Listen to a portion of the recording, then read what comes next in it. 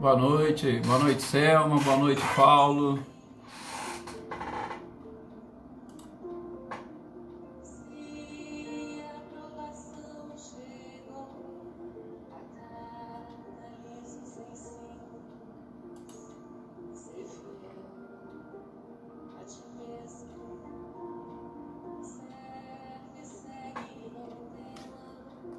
Boa noite Patrícia, Silvano, sejam bem-vindos, Rosângela.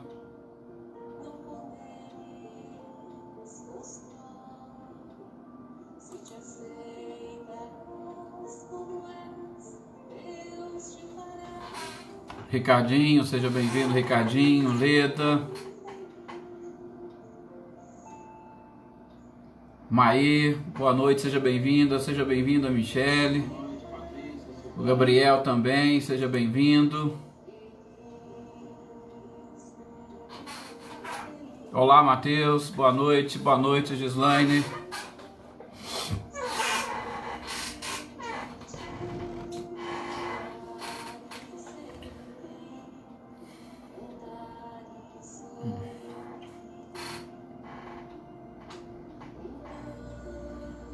Reinaldo e Cecília, sejam bem-vindos. Boa noite a todos os compartilhamentos da Rosângela, a Tuca, boa noite Tuca. Valdinei, boa noite, seja bem-vindo.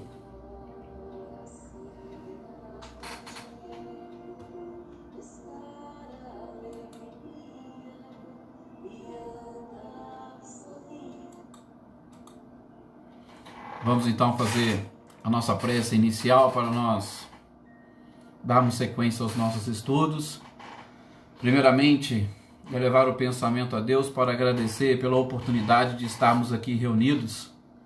E principalmente gostaria de agradecer por vocês estarem aqui conosco neste projeto da Aliança Municipal Espírita, onde resolvemos estudar as obras da codificação, homenagear o nosso codificador por este trabalho fantástico que ele fez, e que hoje com certeza está nos auxiliando e muito nesse processo de autoconhecimento e de autodescobrimento.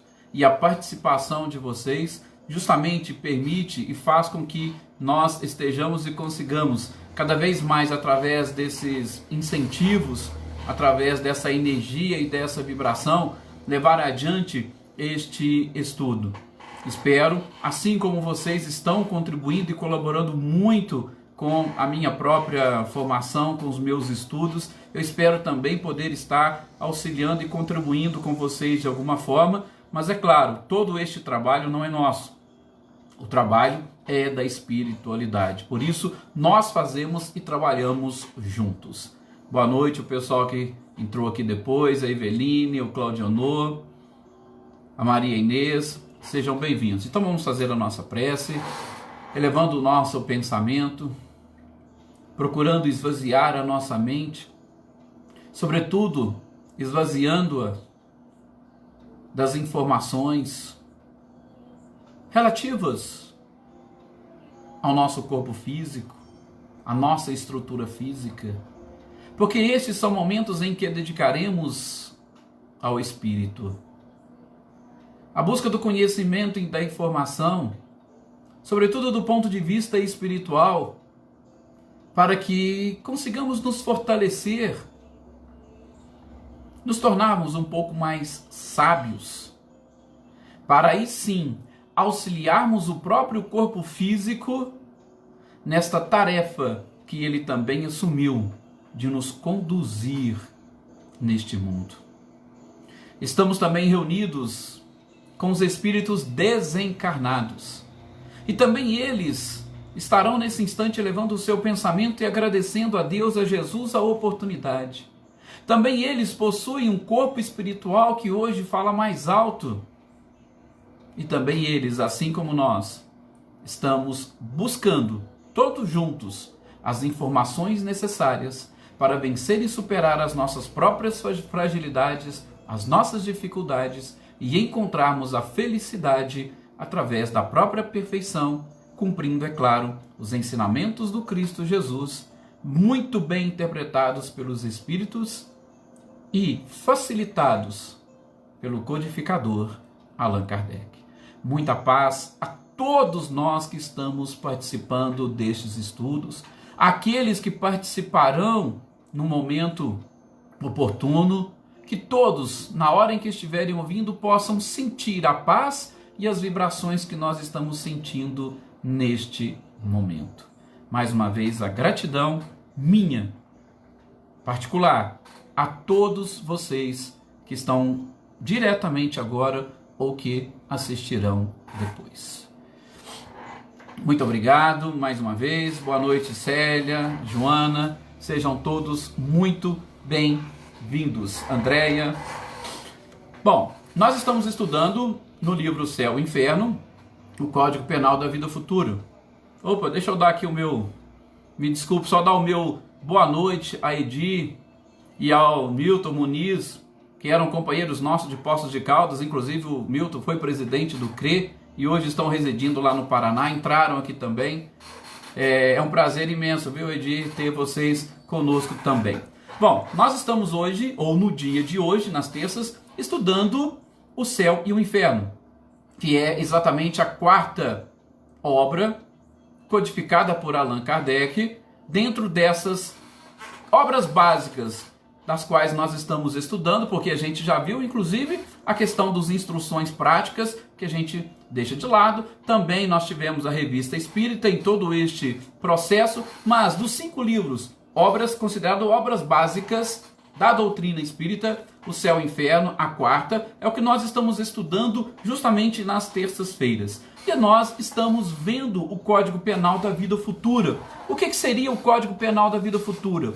O Código Penal da Vida Futura foi justamente um código, ou Kardec pegou as informações dos espíritos, tá? De todos os espíritos, em especial os próprios espíritos que se manifestaram, cujas informações estão na segunda parte do Céu e Inferno, e todos os outros materiais coletados.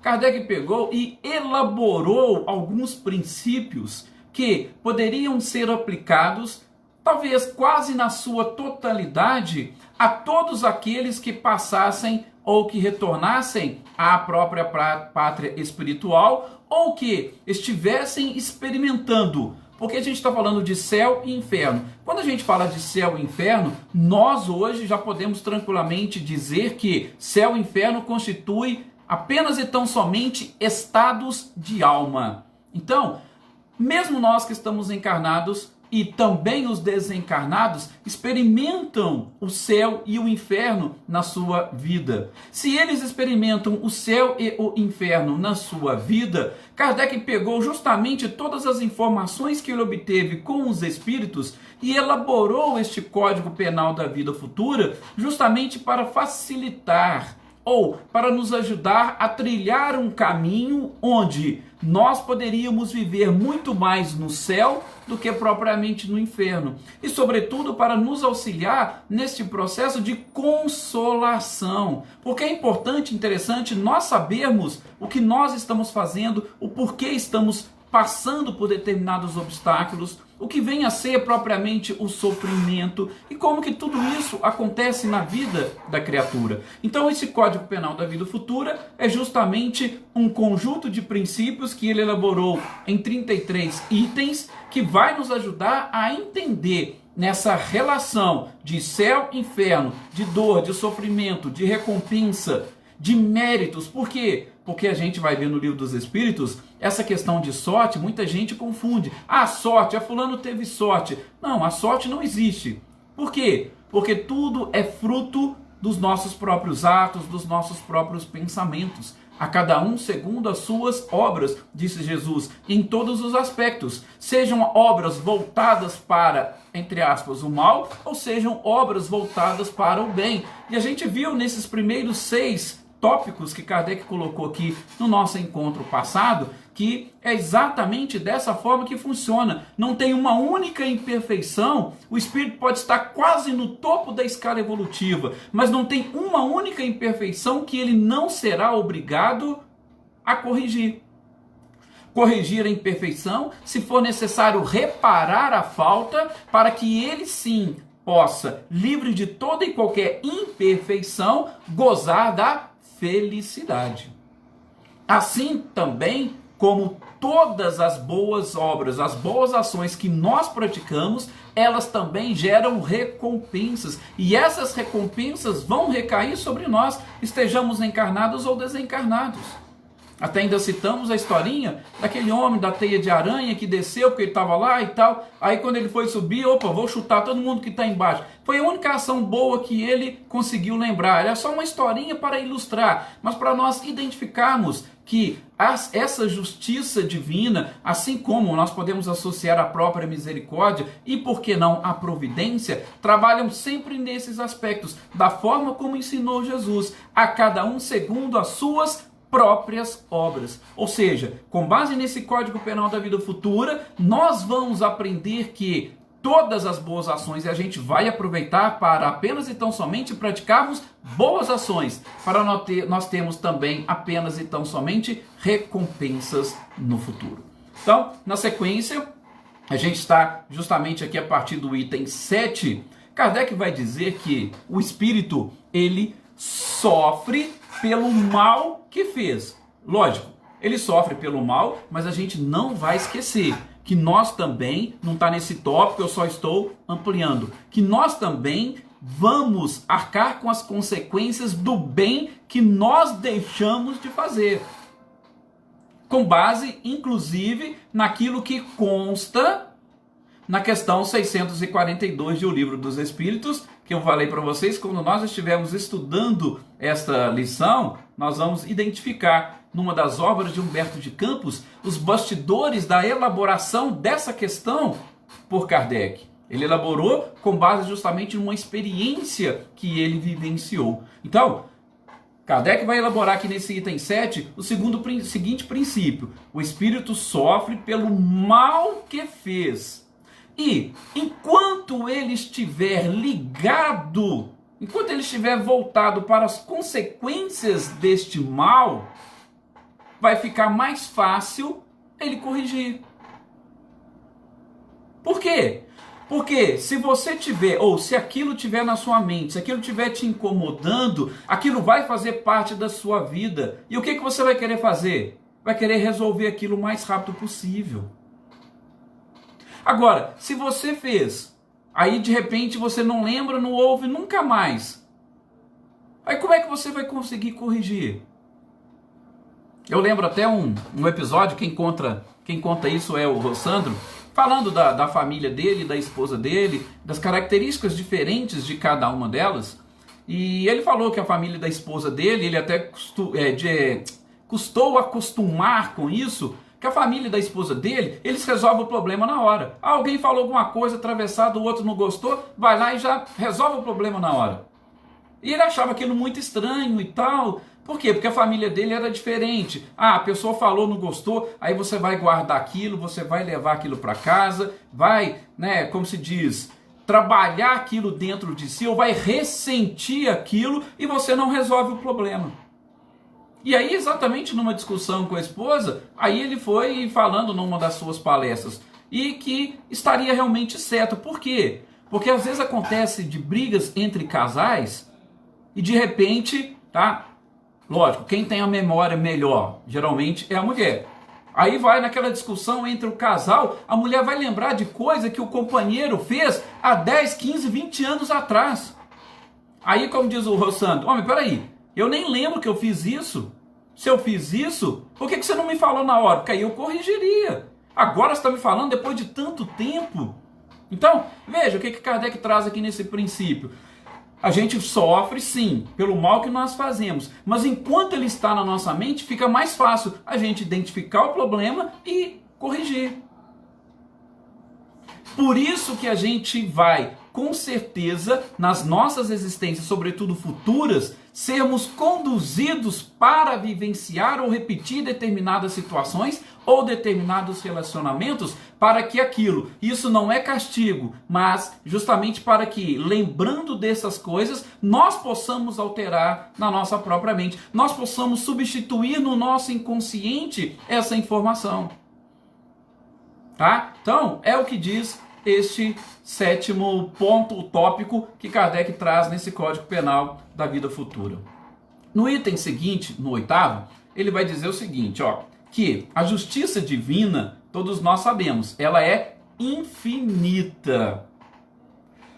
Por isso, independentemente da pessoa, tá? Estou falando de uma justiça infinita, sem fim.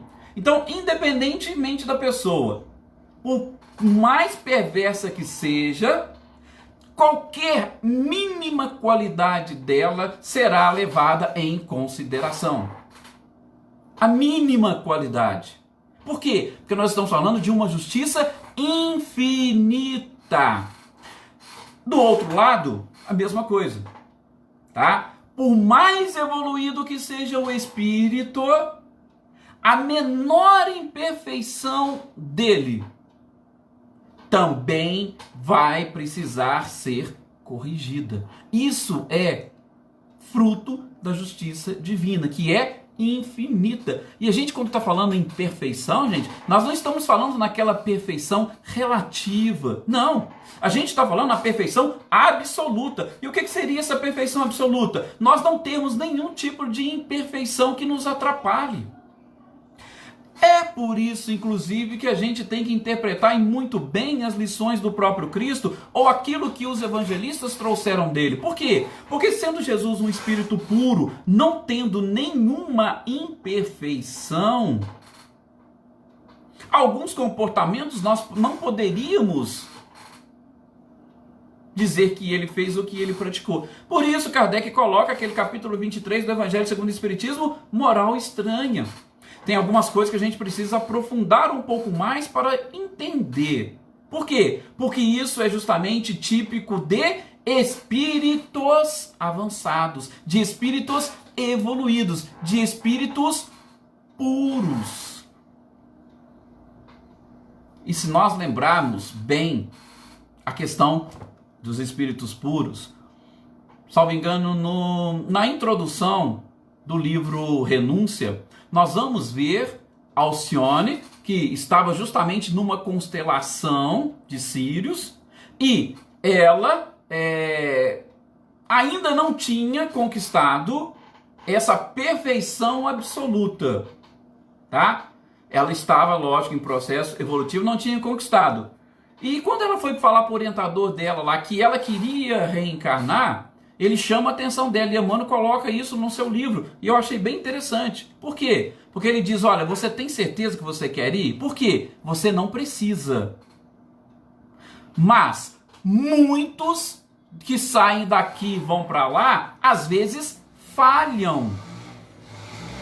Por que às vezes falham? É porque eles ainda não se libertaram de todas as imperfeições. E a gente aprendeu no próprio Céu e Inferno que a carne é fraca, ou seja, ela vai exercer alguma influência sobre nós. E se não formos espíritos puros e livres de toda imperfeição, nós podemos falhar.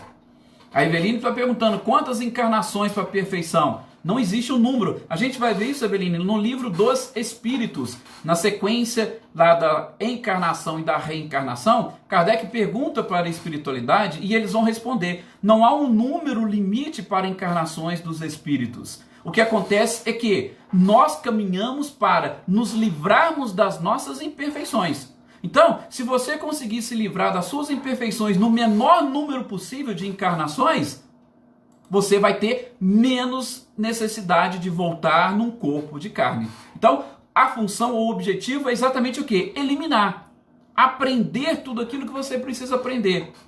E a encarnação, ela vai ter quantas forem necessárias para você conseguir eliminar todas as suas imperfeições, tá? Então, o que Kardec coloca nesse princípio é exatamente isso. Você pode estar num planeta ou você pode estar num lugar muito avançado, mas se você tiver uma única imperfeição, a justiça divina, ela vai fazer com que você, em algum momento, corrija essa imperfeição. Tem até um texto na Revista Espírita, agora eu não me vou recordar certinho, se não me engano, não sei se é fevereiro de 1862, eu tenho depois anotado, eu posso até trazer para vocês. É um texto de Lamennais, depois tem São Luís, quem comenta muito isso também é o Haroldo. Falando exatamente dessa escala dos espíritos, ele vai falar dos espíritos puros, depois ele vai falar das escalas dos próprios Cristos, dos ministros de Deus. Então ele faz vamos dizer assim, um complemento a essa escala espírita. E aí chega um determinado ponto que ele coloca: os ministros de Deus, assim como os Cristos, estes não falham nem na encarnação. Por quê? Porque já tem um domínio completo do Espírito sobre a matéria e já não possuem nenhum tipo de imperfeição. Então, a justiça divina, como traz esse tópico, é exatamente isso. Ou ela vai nos levar e nos conduzir a isso. Quantas encarnações? Não tem problema, não importa. Você tem a capacidade de acelerar esse processo. Só depende pura e exclusivamente de você. Lei de liberdade. Lei do progresso, lei de liberdade, tudo junto. Tá? E é isso que Kardec vem trazendo e colocando para nós nesse Código Penal da Vida Futura. Depois, no item 10, ele vai dizer o seguinte: que nós podemos sofrer as consequências de nossas imperfeições, tanto lá no mundo espiritual, quanto no mundo corporal. Nós não precisamos esperar essa questão que a gente tem comentado nessa obra, o céu e inferno. Nós não precisamos esperar chegar no mundo espiritual para nós experimentarmos as consequências das nossas imperfeições. Assim como nós também não precisamos esperar chegar do outro lado justamente para experimentar a recompensa pelas nossas boas ações. Então, Kardec coloca, tanto no mundo espiritual quanto no mundo corporal, a gente vai sempre sofrer, ou o nosso sofrimento do aspecto moral, como o Emmanuel nos ensina, o nosso sofrimento ele está ligado às nossas imperfeições. Tem um outro tópico que, salvo engano, nós já estudamos, até não fiz questão de ler, mas Kardec fala, se você tiver, por exemplo, 10 imperfeições e alguém tem 5 imperfeições, fica até fácil. Quem que vai sofrer menos? Quem tem 10 imperfeições ou quem tem 5 imperfeições? Isso é para nós identificarmos a perfeição das leis divinas. E a nossa função, o nosso objetivo, que é justamente o quê? Buscar a evolução. E completa Kardec justamente neste item. Ele vai dizer que, pela natureza das consequências que nós experimentamos, nós podemos também descobrir quais são as nossas imperfeições. É só a gente colocar aí um contraponto, tá? Não tem jeito a gente ficar aqui citando vários exemplos, mas o orgulhoso, ele vai sofrer mais por quê? O que vai fazer ele sofrer mais? É justamente algo contrário ao seu próprio, algo que está ligado ao seu orgulho. O egoísta, ele vai sofrer mais aonde? O vaidoso, o prepotente. Então, nós podemos tranquilamente, basta a gente analisar, opa, peraí, onde está a minha maior dor? E será que nós também não podemos utilizar e trazer os ensinamentos do Cristo também para cá? Com a expressão, onde está o teu tesouro, aí estará o teu coração? Será que eu posso vincular o meu tesouro? E esse tesouro, muitas das vezes, para mim, é justamente a minha imperfeição? Porque tem muitas pessoas que ainda fazem questão de dizer, eu sou assim e eu não vou mudar.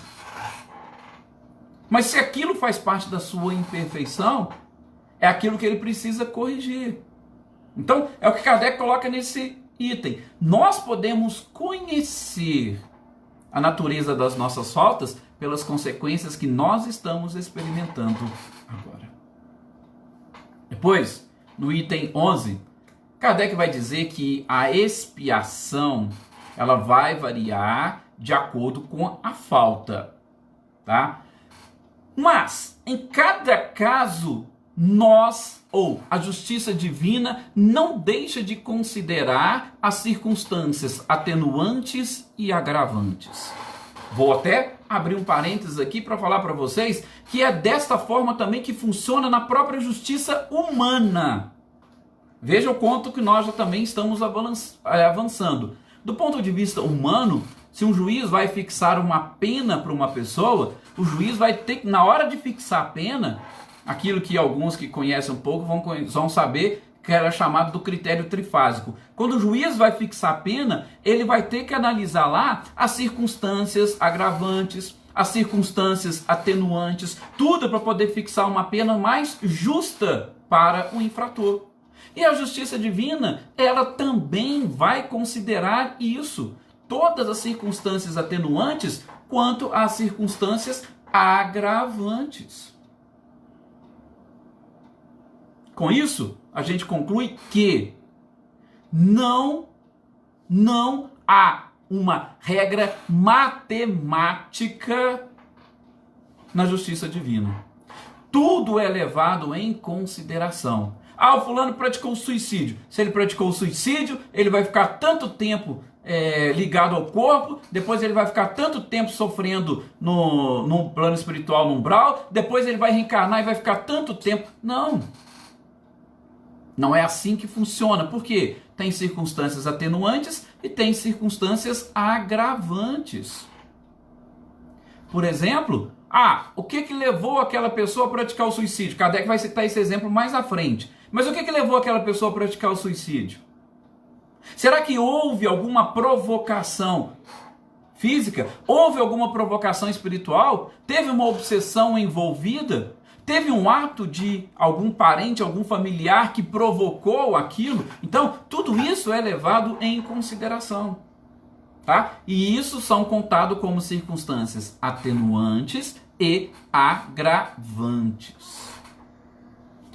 No tópico seguinte, tem que ficar de olho no tempo aqui, senão a gente acaba ultrapassando. No tópico seguinte, Kardec vai dizer, exatamente complementando essa parte, como não existe uma regra absoluta e nem uniforme quanto à natureza do castigo, o que nós sabemos é que uma falta terá uma punição e um ato meritório vai ter uma recompensa.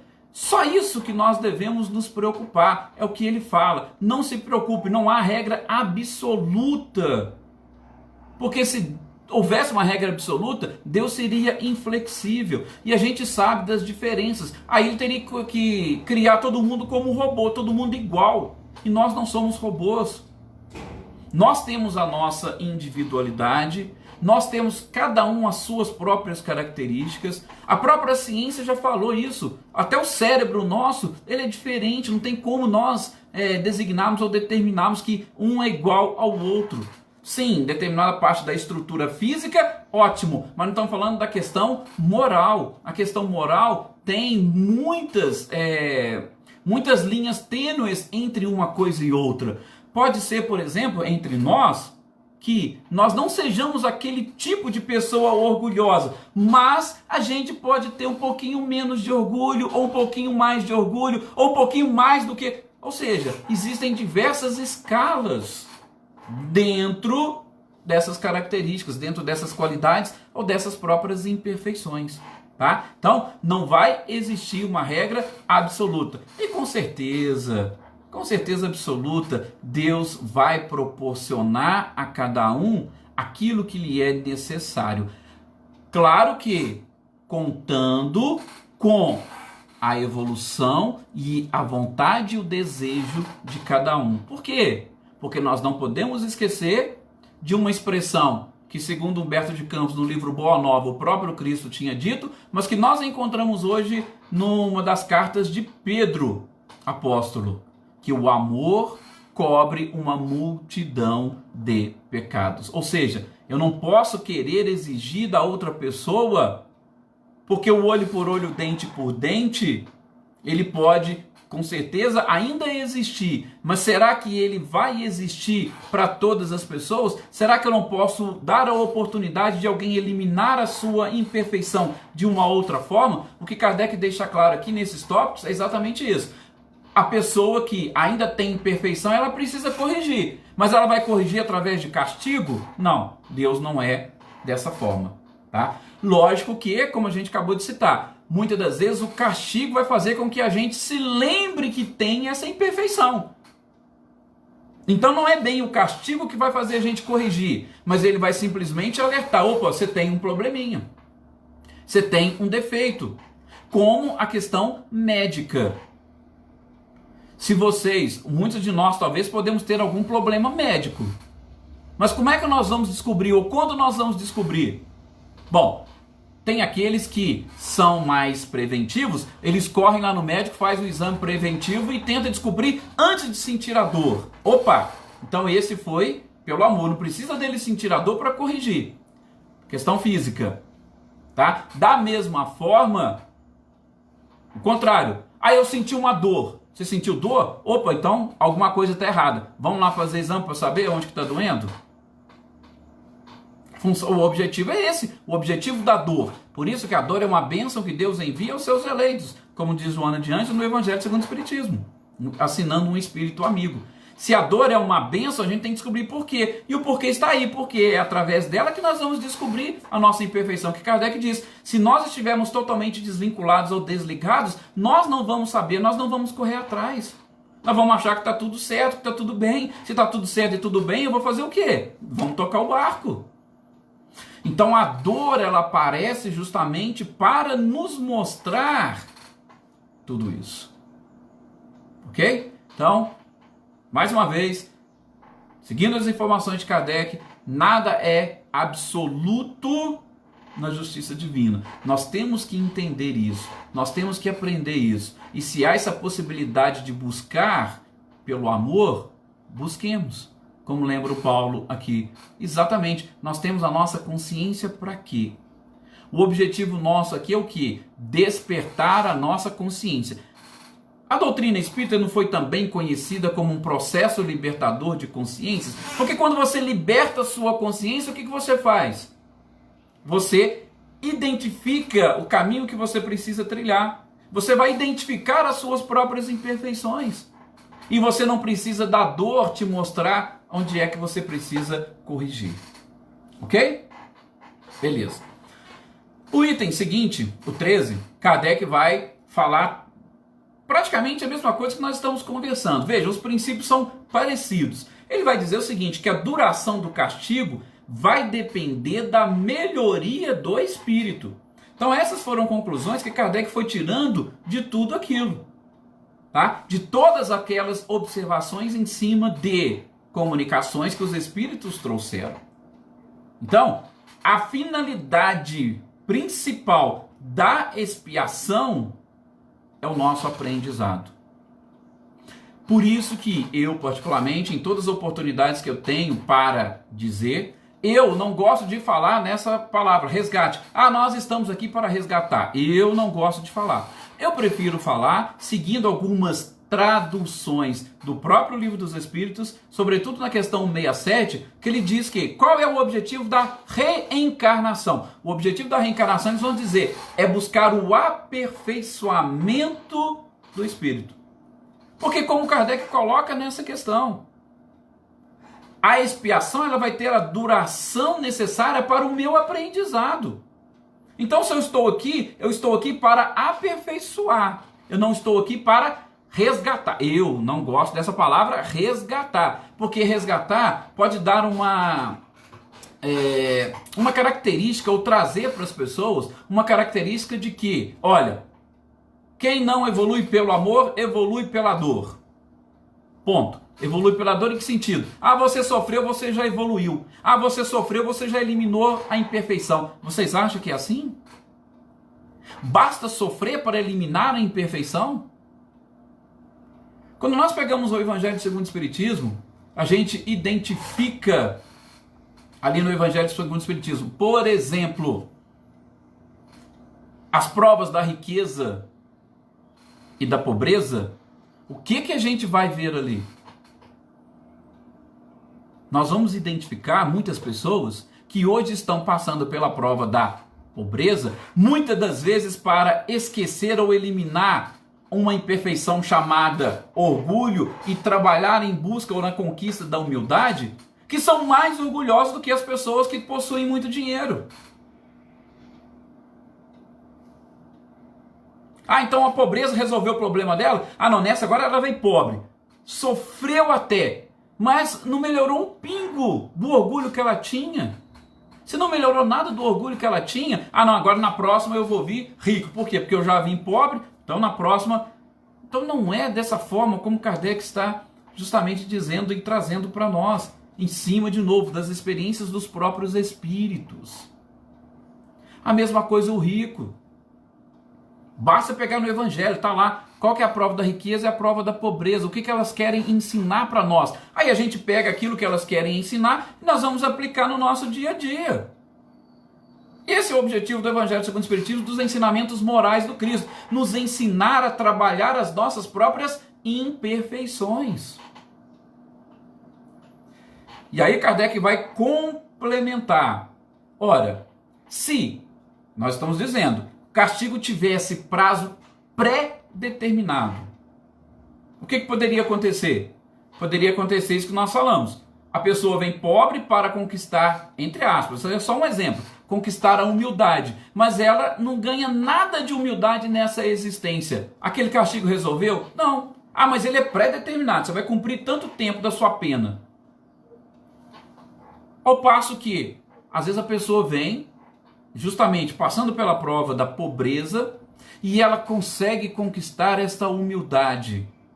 Gente, não poderia a providência divina, já depois que ele conquistou, conceder-lhe um pouco mais de tranquilidade, um pouco mais de conforto nessa existência? André Luiz não tem um exemplo para nós disso? Uma pessoa que reencarnou e na encarnação a programação dela seria perder um braço, mas como ela já havia aprendido a lição, ela perdeu apenas o dedo. E isso perdeu para quê? Para que ela não se esquecesse. Mas ela aprendeu a lição, então ela diminuiu. Então o que Kardec fala nesse tópico 13 é que não existem castigos pré-determinados. Por quê? Porque nós poderíamos não conseguir cumprir no tempo pré-determinado, não eliminar a imperfeição e a nossa trajetória ou a nossa evolução ficaria estacionada. Aliás, infelizmente é o que muito acontece. Por isso que eu, particularmente, quando vou tocar nessa frase, quando não vai pelo amor, vai pela dor, eu gosto sempre de chamar atenção. Na minha opinião, quando você não desperta pelo amor, você é chamado a despertar pela dor. Então, para mim, é um processo de despertamento e não de solução dos seus problemas, tá? Se não for pelo amor, vai pela dor. Não, o despertar, se você não despertar pelo amor, a dor vai bater na sua porta para que você desperte. O livre-arbítrio é totalmente seu. Ok? Bom, nós já estamos aqui no final. Não quero avançar, nós vimos já alguns itens, tá? No próximo a gente vai dar sequência. Eu falei para vocês, são 33 itens, nós estamos agora entrando no 14, ou seja, nem a metade.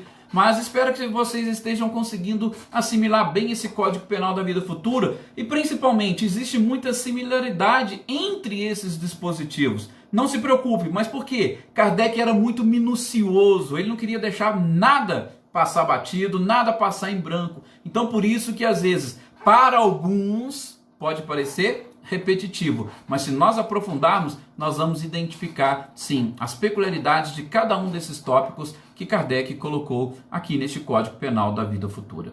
Gente, mais uma vez, muito obrigado a todos vocês, muita paz, muita luz e que nós, todos nós, consigamos conquistar este céu que nós estamos justamente falando e estudando aqui, neste nosso planeta.